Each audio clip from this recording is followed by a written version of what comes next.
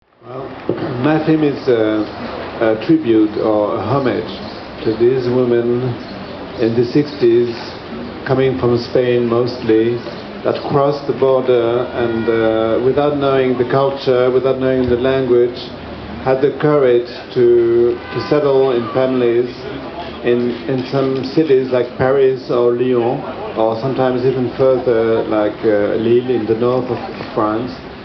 And they were hired as maids most of the time.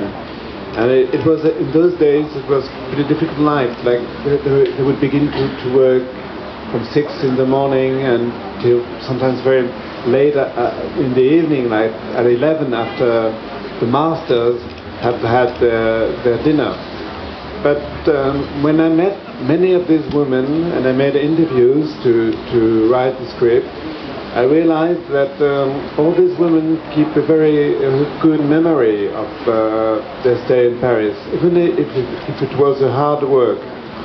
And one of the reasons is they left a village in Spain that was very remote in time. Like it was still in the same year, in the 60s, but it was like a century before, because it had no electricity, there were no cars, no washing machine, they had no TV or comfort like there was in Paris in the 60s. And it's really a gap in time. And not only that, but most of the time they would live like with the fathers or husbands very demanding and very authoritarian. And here, when they arrive in France, they would earn in 1 hour much more than we would ever earn in Spain.